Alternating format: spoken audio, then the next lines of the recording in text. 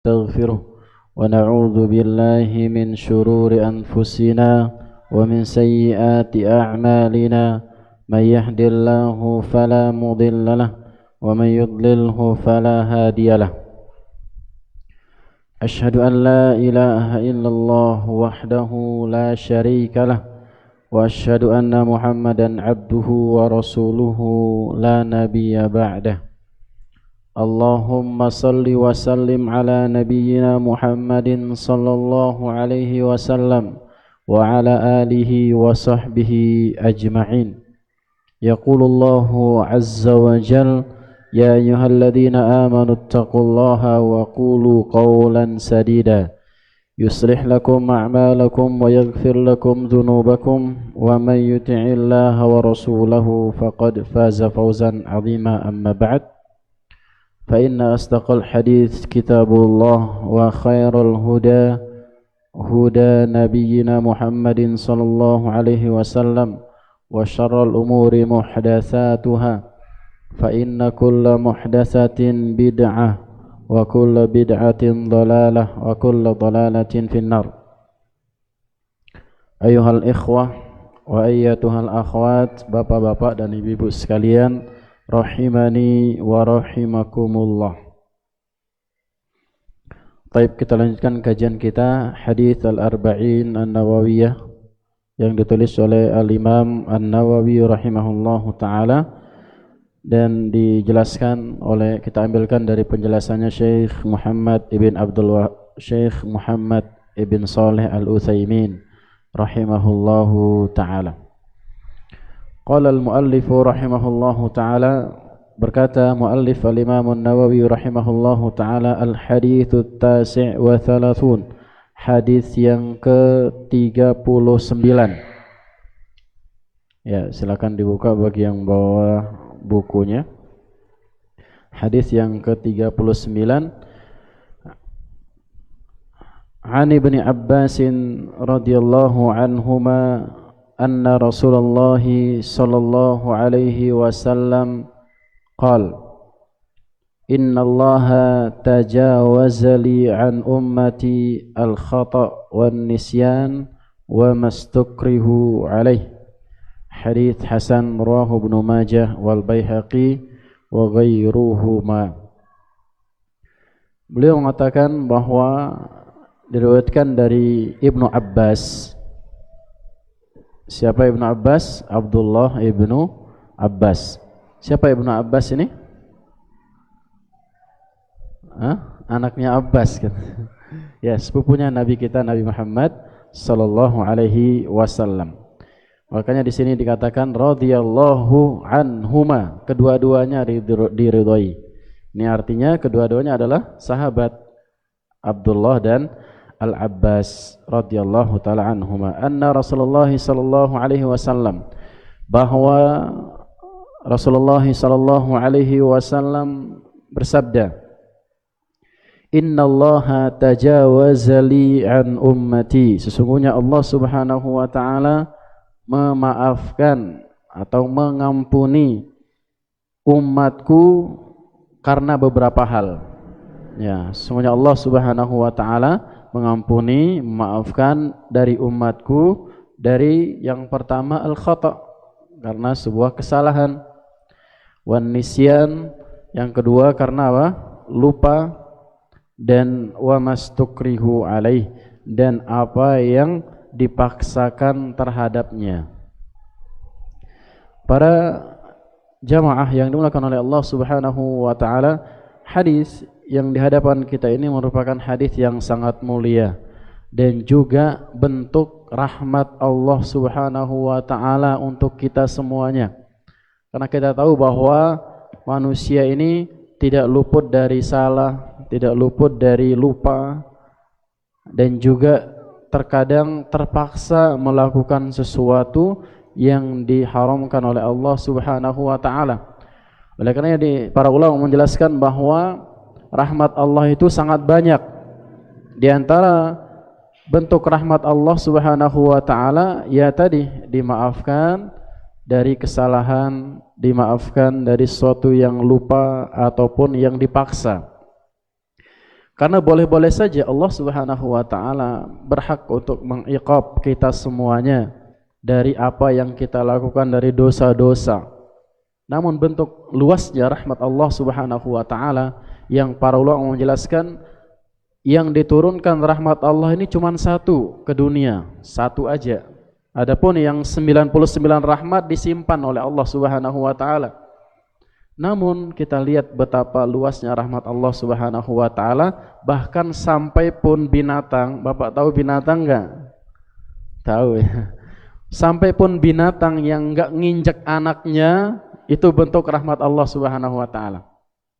Bentuk dari asar, bentuk dari bekas dari rahmat Allah Subhanahu wa taala yang satu itu. Bapak pernah lihat ada binatang lahiran diinjak-injak anaknya? Enggak, disayangkan, dijilat dan seterusnya. Itu salah satu asar atau salah satu bekas dari rahmat Allah yang satu itu. Yang lebih berhak mendapatkan rahmat Allah adalah siapa? Kita semuanya yang beriman kepada Allah Subhanahu wa taala, yang beribadah kepada Allah Subhanahu wa taala. Hadis ini menurut Al-Imam An-Nawawi rahimahullah taala adalah hadis yang hasan, yang diriwayatkan oleh Ibnu Majah, Al-Baihaqi dan yang selain daripada keduanya. Kemudian sebelum Syekh Muhammad bin Shalih Al-Utsaimin menjelaskan makna daripada hadis ini, beliau akan sedikit menjelaskan tentang tentang perawinya.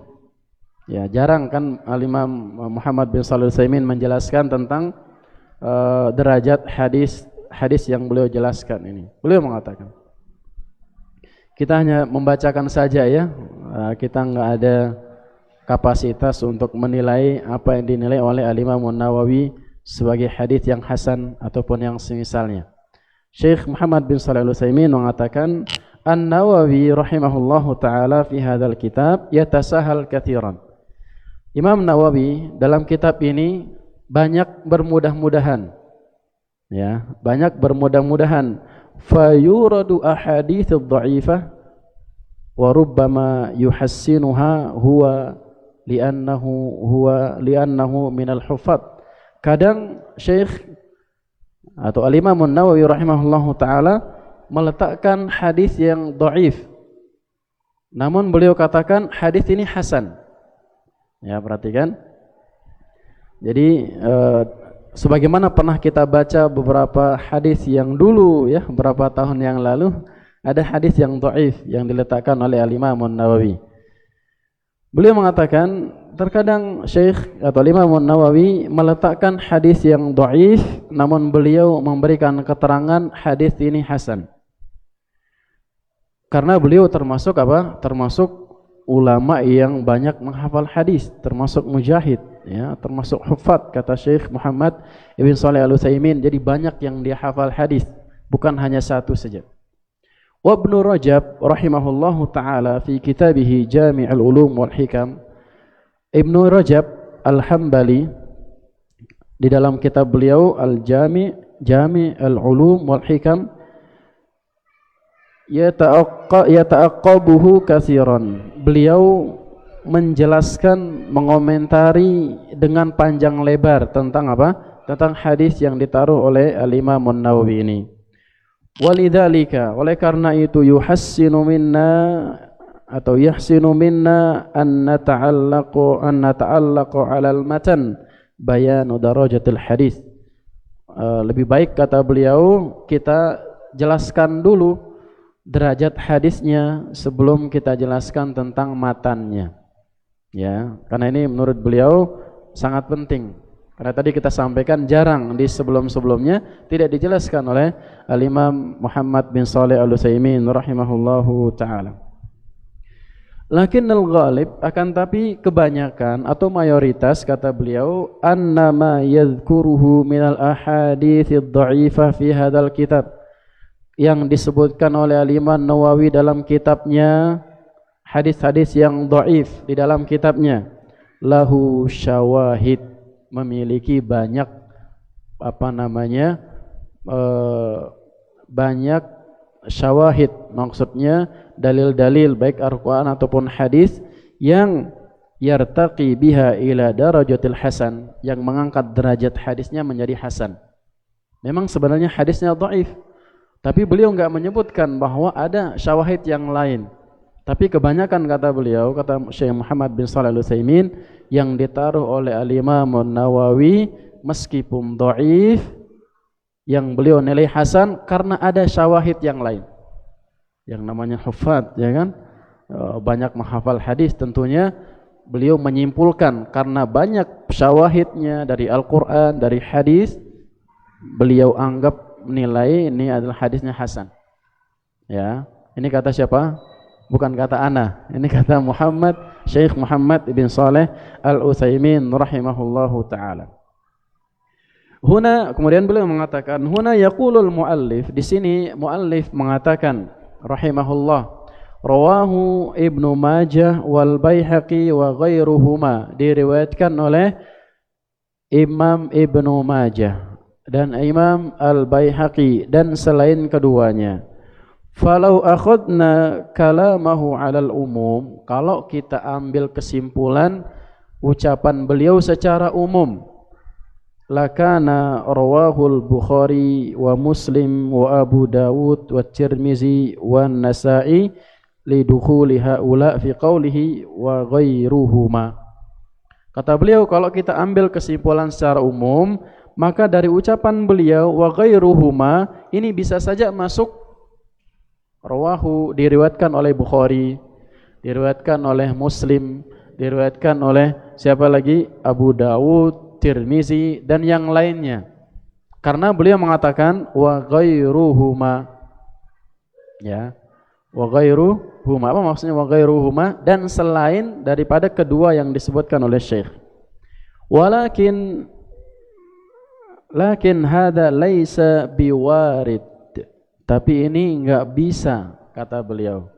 Ya. Enggak, kenapa kita katakan enggak bisa? Kata beliau, li'anna min 'adatihim idza dzakarul mukharrajin alladziina duna darajatis sahihain tsumma qalu ghairuhuma fal murad man huwa dunahu aw mislahu. Kata beliau, kenapa kita enggak bisa memasukkan Al-Bukhari dan Muslim dalam ucapan beliau wa ghairuhuma? Karena biasanya kalau ulama itu, para ulama takhrij hadis ataupun ulama hadis mengatakan dan selain keduanya atau dan selainnya, maka ini maksudnya adalah yang sederajat atau yang semisal atau yang sebawah dengan derajat hadis perawi tersebut. Adapun Bukhari dan Muslim enggak boleh dimasukkan di dalam ucapan wa ghairuhuma. Kenapa? Karena derajatnya lebih tinggi. Ya, pensahihan Bukhari lebih tinggi derajatnya dibandingkan Ibnu Majah dan Baihaqi. Begitu pula Muslim. Kalau dikatakan misalkan rawahul Bukhari wa Muslim wa ghairuhuma, diriwayatkan oleh Bukhari dan Muslim dan selain keduanya, maka di sini bisa masuk Ibnu Majah, Baihaqi, Nasa'i, Abu Daud. Ya, karena metode pentashihannya tinggi kalau Al-Imam Al-Bukhari dan juga Al-Imam Muslim rahimahumallahu ta'ala, sehingga dikategorikan sebagai kitab yang paling sahih setelah Al-Quranul Karim. Begitu pula Muslim, kitab yang paling sahih kedua setelah kitab Al-Bukhari. Kemudian beliau mengatakan wala yuriduna an yadkhula minhu man huwa a'la minhuma, dan di sini tidak mungkin diinginkan atau tidak mungkin Syekh Al-Imam An-Nawawi rahimahullahu taala memasukkan siapa yang lebih tinggi derajatnya. Tadi kita sampaikan Al-Imam Bukhari dan Muslim. Li'annahum law aradu man huwa a'la minha la 'aibun. Kalau yang dimaksudkan di sini yang di atas derajat Al-Imam Ibnu Majah dan Baihaqi, maka inilah sebuah aib. Sebuah aib di dalam apa? Pentakhrijan hadis. Enggak boleh demikian. Ya, kalau selain keduanya maka harus yang semisal derajatnya ataupun yang lebih bawah daripada yang disebutkan oleh muallif rahimahullahu taala. Wa hadza wadih, kata beliau, ini ada sangat jelas, li'annal wajib an yuzkarul a'la thumma yuqal wa ghairuhu. Yang harusnya dilakukan adalah seseorang ahli hadis menyebutkan yang lebih tinggi derajatnya, baru beliau mengucapkan wa ghairuhu, dan selain daripada dia. Sampai di sini jelas, Pak? Hah? Jelas enggak? Ya, ini sekilas saja Pak ya kita bacakan berkaitan dengan penjelasan muallif rahimahullahu taala. Yang jelas hadis ini adalah hadis yang hasan. Ya, meskipun ada yang menilai hadisnya dhaif, namun karena banyak syawahidnya dari Al-Qur'an ataupun dari hadis, maka hadisnya adalah hadis yang hasan. Wa qauluhu, kemudian ucapan Nabi sallallahu alaihi wasallam, innallaha tajawaza li an ummati. Sesungguhnya Allah Subhanahu wa taala mengampuni, memaafkan untuk umatku. Al-lam huna lit ta'lil. Huruf lam di situ tajawaza li, ya. Ini adalah untuk alasan, lit ta'lil. Untuk menjelaskan apa? Alasan, atau dinamakan at-ta'lil. Boleh ditulis at-ta'lil, lam lit ta'lil. Ai tajawaza, maksud dari ucapan beliau tajawaza li, ai tajawaza min ajli an ummati, memaafkan karenaku. Ya, karena apa? Karena siapa? Karena Nabi, ya, bukan karena aku. Karena Nabi sallallahu alaihi wasallam an ummati, dari perbuatan-perbuatan umatku yang 3 kategori tadi yang kita sebutkan. Apa saja itu? Al-khata' wan nisyan, kemudian wa mastakrohu alaih, salah, termasuk di sini adalah karena kejahilan, ya, karena bodoh dia enggak tahu. Kemudian karena lupa, dan juga atau dipaksa. Adapun al-khata', ta'rif dari al-khata' boleh dicatat. Apa yang dimaksud dengan khata' atau salah? Yaitu ayyartakabal insanul amala an ghairi amadin. Ya, manusia melakukan amalan tanpa disengaja. Ini namanya salah, khata'. Ya, melakukan amalan, melakukan maksiat, melakukan perbuatan tanpa disengaja. Berarti kalau disengaja maka apa? Bukan khata' namanya. Ya, maka di sini disebutkan oleh Syekh an ghairi amad, tanpa disengaja. Kemudian wan nisyan, adapun makna dari an-nisyan. Apa yang dimaksud dengan nisyan? Manusia itu memiliki sifat nisyan. Oleh karena dikatakan bahwa summiyatil insan likathrati nisyanihim. Dinamakan manusia itu al-insan. Karena apa? Karena banyak lupanya. Ya, banyak apa? Lupa, baik itu lupa beneran maupun sengaja lupa. Terutama yang punya hutang nih, pura-pura lupa. Ya, mungkin ada yang punya hutang tapi di sini enggak hadir mungkin ya. Enggak boleh pura-pura lupa, Pak ya. Karena dia banyak lupanya. Apa makna dari lupa ini? Adalah zuhulul qalbi an syai'in ma'lumin min qabl. Tidak ingat hati atau tidak ingatnya hati dari sesuatu yang diketahui sebelumnya. Jadi memang sebelumnya dia faham, sebelumnya dia tahu hukumnya, namun dia lupa. Contohnya misalkan, bentar lagi kan Ramadan nih ya. Dia tahu hukum bahwasanya makan dan minum di bulan Ramadan, di siang hari bulan Ramadan adalah haram, tidak boleh bagi orang yang berpuasa.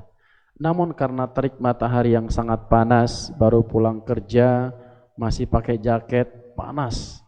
Dia langsung masuk ke rumahnya, ada kulkas di situ, kemudian dia minum ya, air yang dingin segar. Baru dia ingat, oh puasa ya, langsung dilepas Pak. Ya, nggak harus dimuntahkan yang sudah masuk ke perut, nggak harus. Ini yang dinamakan apa? Lupa. Karena dia tahu sebelumnya nggak boleh. Ya. Berbeda dengan apa? Memang sengaja disiapkan dari rumah. Ya, tahu puasa tapi bawa air di tasnya, ya kan? Ini ada sebagian orang demikian. Biar apa? Nanti kalau lupa dia ada minumannya. Subhanallah. Ini ada-ada aja ya. Ini nggak boleh dilakukan. Berbeda antara memang lupa beneran dengan sengaja biar dia lupa gitu loh. Ya, tapi kalau beneran lupa, kata Nabi sallallahu alaihi wasallam, bagi orang yang berpuasa itu adalah rizki dari Allah Subhanahu wa taala. Apapun itu, minumankah, makanankah, ya. Sampai pun mohon maaf berhubungan badan dengan istri kalau lupa, ya. Ada yang sampai lupa, kayaknya susah ya. Enggak mungkin kayaknya kedua-duanya lupa, suami istri. Ya, mungkin kalau pengantin baru enggak tahu ya kan. Allahu a'lam. Tapi kalaupun terjadi Pak, lupa misalkan, enggak apa-apa. Kalau beneran lupa, tapi enggak boleh disengaja lupa, ya. Baik. Kemudian al-istiqrah. Apa yang dimaksud dengan al-istiqrah atau dipaksa? An yakrahahu syakhsun ala amalin muharramin la yastati'u daf'uhu. La yastati'u daf'ahu. Seseorang dipaksa atau seseorang memaksa orang lain untuk mengamalkan sesuatu yang diharamkan, untuk mengerjakan sesuatu yang diharamkan yang dia enggak bisa untuk menolaknya. Ya. Jadi di sini ada dua catatan. Yang pertama dipaksa, yang kedua enggak bisa ditolak. Jadi bukan hanya dipaksa saja. Ya, kalau bisa ditolak nggak masuk ke dalam, atau kalau bisa ditolak nggak masuk ke dalam hadis ini, Pak. Contohnya apa? Hah? Apa contohnya? Dipaksa tapi bisa ditolak. Hah? Misalkan disuruh sama anaknya nih, lagi puasa, Pak makan, Pak, ayo makan, Pak. Ya, bisa ditolak nggak kalau disuapin sama anaknya? Kan anaknya nggak paham. Ya bisa, tinggal ngasih tahu anaknya, oh kita lagi puasa, atau tinggal dipindahin tangannya. Berbeda sama kalau dipaksa. Kalau dipaksa sampai pun perkataan-perkataan kekufuran ini tidak diiqab oleh Allah Subhanahu wa taala. Ya, sampai seorang melakukan ucapan-ucapan atau mengucapkan ucapan-ucapan kekufuran, maka ini tidak akan dibalas oleh Allah Subhanahu wa taala sebagaimana hadis yang masyhur. Apa hadisnya, Pak? Berkaitan dengan ucapan Ammar ibnu Yasir. Siapa Ammar bin Yasir? Sahabat yang mulia, anaknya Yasir. Ya. Ammar bin Yasir radhiyallahu taala anhu adalah anak dari sepasang sahabat yang bekas budak. Ya, siapa nama bapaknya tadi? Yasir, nama ibunya siapa? Sumayyah. Sumayyah yang pertama kali mati di dalam agama Islam. Bahkan beliau diberikan gelar awwalu syahidatin fil Islam, orang yang pertama kali mati syahid dalam Islam, dibunuh oleh Abu Jahal la'natullah alaih.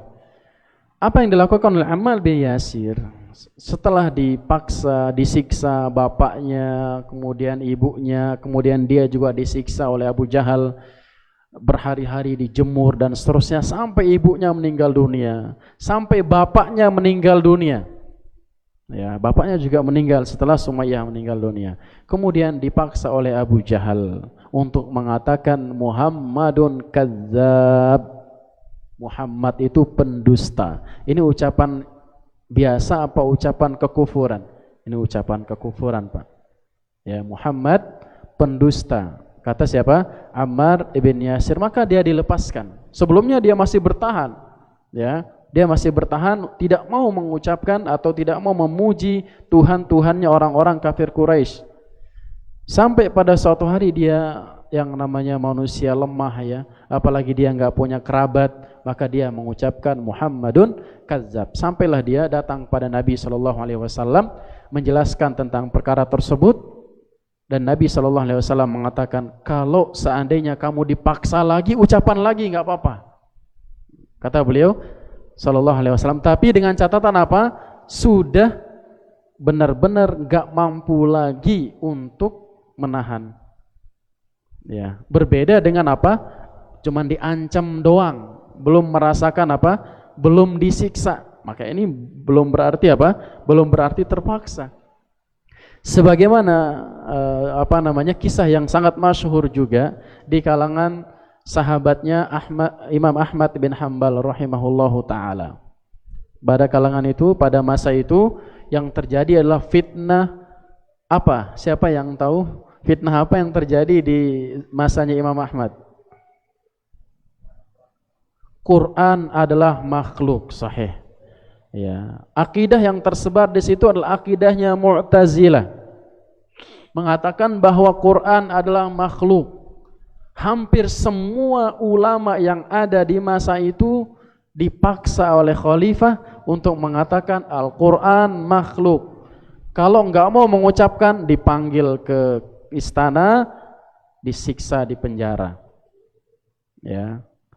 Makanya sebagian ulama ada yang berdalil ketika berdebat dengan Imam Ahmad, ya, Ammar bin Yasir kan boleh mengatakan demikian katanya. Kenapa kita enggak boleh? Kita kan enggak lebih baik daripada Ammar bin Yasir katanya. Akan tapi Imam Ahmad menjelaskan bahwa itu adalah dalil yang keliru katanya. Kenapa keliru? Karena Ammar bin Yasir dipukul dulu, disiksa dulu. Merasakan apa? Merasakan penyiksaan dulu baru mengucapkan secara terpaksa ucapan kekufuran. Adapun ulama kita, kata Imam Ahmad rahimahullahu taala, secara makna ulama kita baru lihat pedang aja udah takut katanya. Karena dulu kan disembelih, Pak. Imam Ahmad juga dicambuk segala macam, padahal umurnya sudah tua, di penjara dan seterusnya, tapi beliau tetap teguh dan tegar sampai beliau dikeluarkan dari penjara dan diangkat derajatnya oleh Allah Subhanahu wa taala. Seharusnya yang lebih pantas untuk mengucapkan ucapan kekufuran itu adalah Imam Ahmad, karena dia udah disiksa, dicambuk, dan ketika itu sedang puasa, subhanallah. Sedang puasa, Pak, tapi enggak mau membuka puasanya sampai maghrib berbuka puasa. Ini sekilas bagaimana kisahnya para sahabat dan para ulama kita, keteguhannya di dalam mempertahankan akidah. Karena ucapan Al-Quran adalah makhluk adalah ucapan kekufuran, Pak. Ya, kalau kita mengatakan Al-Quran adalah makhluk, itu artinya apa? Sifat Allah itu makhluk. Karena Al-Quran itu adalah diantara sifat-sifat Allah. Dan kalau dia makhluk, konsekuensinya apa? Bisa saja salah Al-Quran itu. Makhluk. Ya, ciptaan Allah Subhanahu wa taala bisa saja apa? Bisa saja keliru. Tapi Al-Quran itu adalah sifat Allah Subhanahu wa ta'ala dan kalamullah ghairu makhluk, bukan makhluk. Baik. Itu tadi makna khata', makna lupa, dan makna apa? Makna dipaksa. Kemudian wa hadhihi as-salasatu a'zarun, atau ketiga uzur ini, khata', nisyan, dan istiqrah, syahidalaha Al-Quranul Karim, banyak syahidnya. Tadi kita sebutkan bahwa banyak syawahid. Syawahid itu jamak dari syahid. Dari Al-Quran Al-Karim, beliau di sini menyebutkan beberapa ayat yang menjelaskan bahwa kalau kita salah, kalau kita lupa atau dipaksa, tidak akan dibalas atau tidak akan disiksa oleh Allah Subhanahu wa ta'ala. Ammal khata' wan nisyan. Adapun dalil dari Al-Quran tentang khata', tentang salah, dan juga nisyan atau lupa, yaitu firman Allah Subhanahu wa ta'ala di dalam surah Al-Baqarah ayat yang ke-286. Surah Al-Baqarah ayat yang ke-286.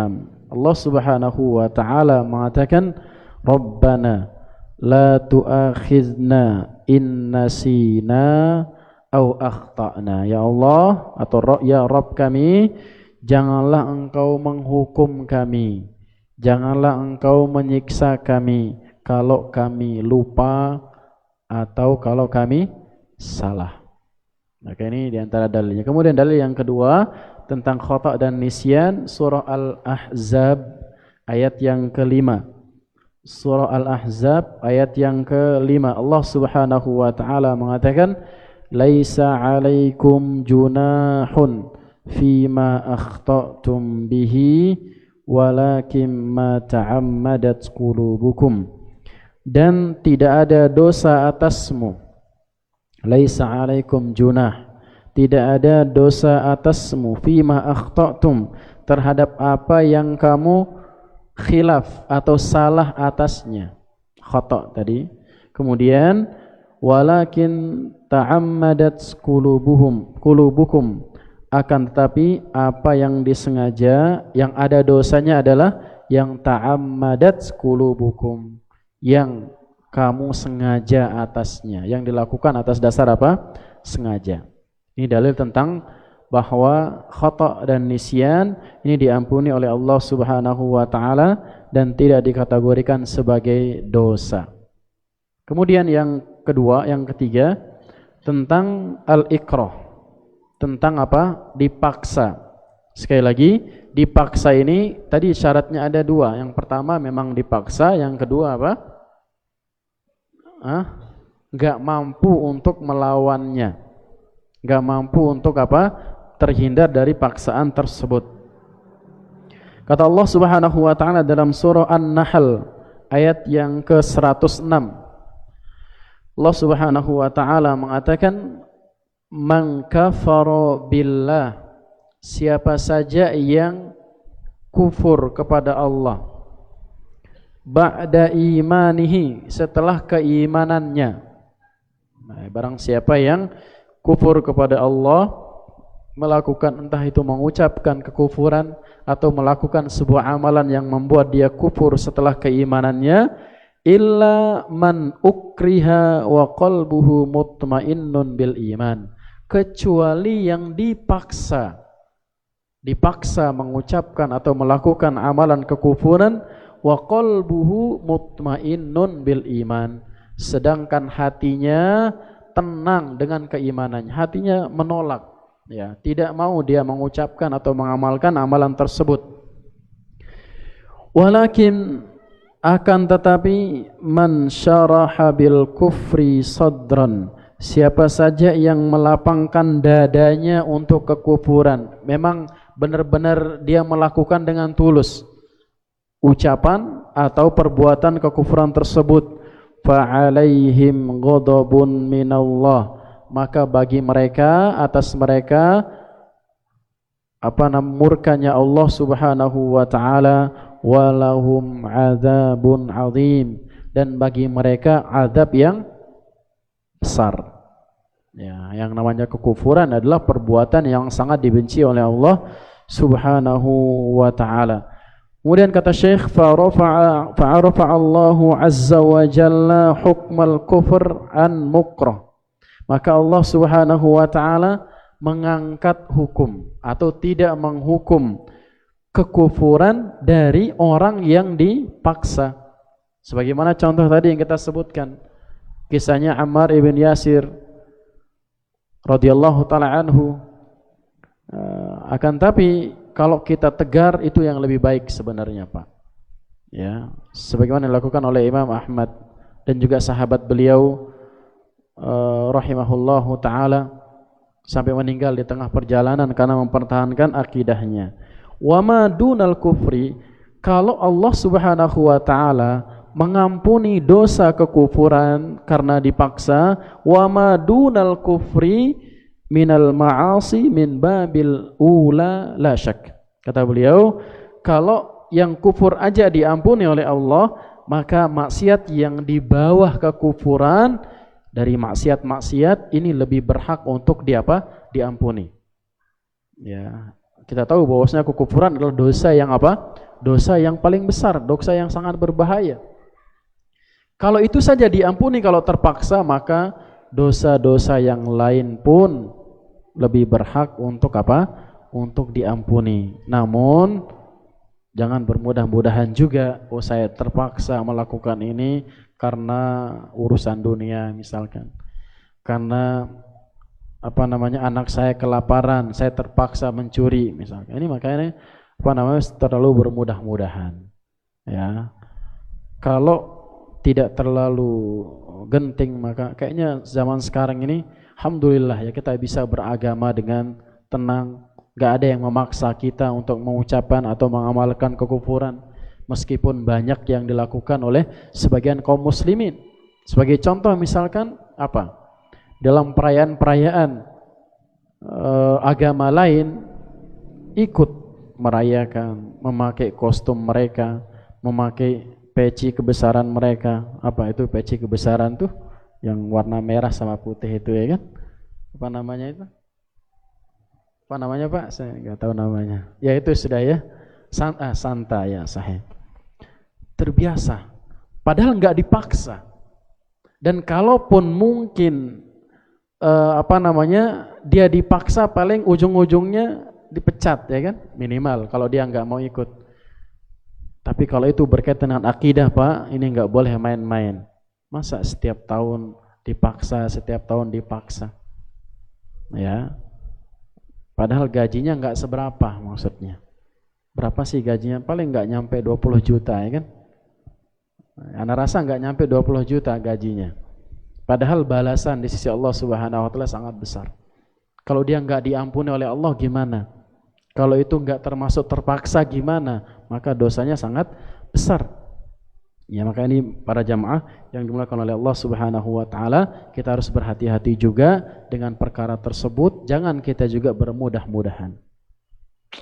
Idzan kata beliau, kesimpulannya, kata Syekh Muhammad bin Shalih Al-Utsaimin rahimahullahu taala, hadzal hadis mahma qila fi dha'fihi, meskipun ada yang menilai dhaif, fa innahu yushhadu lahu al-Qur'anul Karim kalamu Rabbil Alamin, tapi dia memiliki syahid, memiliki penguat dari kalam Allah Subhanahu wa taala, maka dia diangkat derajatnya menjadi apa?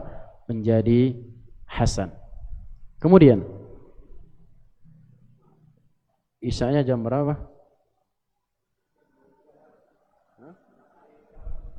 Baik, kita ambilkan beberapa faedah yang dituliskan oleh Syekh Muhammad bin Shalih Al-Utsaimin rahimahullahu taala. Beliau mengatakan min fawaid hadzal hadis, dari faedah-faedah yang dapat diambil dari hadis yang mulia ini. Yang pertama, si'atu rahmatillahi azza wa jalla wa lutfihi bi'ibadihi. Hadis ini menunjukkan bahwa luasnya rahmat Allah Subhanahu wa taala dan kelembutan Allah Subhanahu wa taala terhadap hamba-hambanya. Haitsu rafa'a anhum al-isma idza sadarat minhumul ma'siyah, yaitu ketika Allah Subhanahu wa taala mengangkat dosa, ya, mengangkat dosa maksiat yang dia lakukan ala hadhil wujuh as-salasah, karena alasan ketiga tadi yang kita sebutkan, khata', nisyan, dan al-istiqrah. Walau sya'allah, kalau Allah mau, la'aqaba man khalafa amrahu ala kulli hal. Kalau Allah Subhanahu wa taala mau, Allah mampu untuk menghukum hamba-hambanya apapun alasannya. Allah berhak untuk apa? Untuk menghukumnya. Tapi bentuk rahmat Allah sekali lagi adalah diampuni dosa-dosa tersebut. Kemudian yang kedua, anna jami'al muharramat fil ibadat wa ghairul ibadat, bahwa semua keharaman-keharaman baik itu di dalam ibadah ataupun selain ibadah, idza fa'alahal insanu jahilan aw nasiyan aw makruha, kalau manusia melakukannya dengan 3 alasan, jahil ini termasuk nanti khata' tadi, kemudian nasian, lupa dia, au mukrohan, dipaksa, fala syai'a alaihi fima yata'allaku bihaqqillah, dia enggak dapat dosa bila itu berkaitan dengan hak Allah Subhanahu wa taala. Ya, adapun sebaliknya, amma haqqul adami, kalau berkaitan dengan hak manusia, hak sesama manusia, fala yu'fa anhu min haitsu dhaman, tidak diampuni kalau itu sebagai pengganti Contohnya misalkan, ada orang lupa bayar hutang. Ini enggak diampuni karena dia lupa. Karena dia berkaitan dengan apa? Hak sesama manusia. Tapi yang diampuni adalah apa? Wa in kana yufa anhu min haitsul itsm. Dosa doang yang diampuni. Ya, kalau lupa berkaitan atau salah, kemudian lupa atau dipaksa berkaitan dengan hak sama manusia, maka ini dia enggak diampuni oleh Allah Subhanahu wa taala. Harus dikembalikan. Contohnya ada orang enggak sengaja bunuh orang lain. Enggak sengaja ini kan termasuk yang diampuni oleh Allah Subhanahu wa taala. Namun karena berkaitan dengan manusia, dia harus bayar diat. Harus bayar apa? Diat. Ya, atau kecuali kalau diampuni atau dimaafkan oleh keluarganya. Jadi di Arab Saudi itu ketika diterapkan hukum Allah Subhanahu wa taala seperti itu. Kalau ada orang membunuh orang, bayar diat atau diampuni oleh keluarganya, kalau enggak qisas, dibunuh juga. Kalau itu berkaitan dengan apa? Hak sesama manusia. Tadi kita contohkan hutang. Kalau ada orang lupa bayar hutang, Allah ampuni karena lupanya, enggak berdosa dia.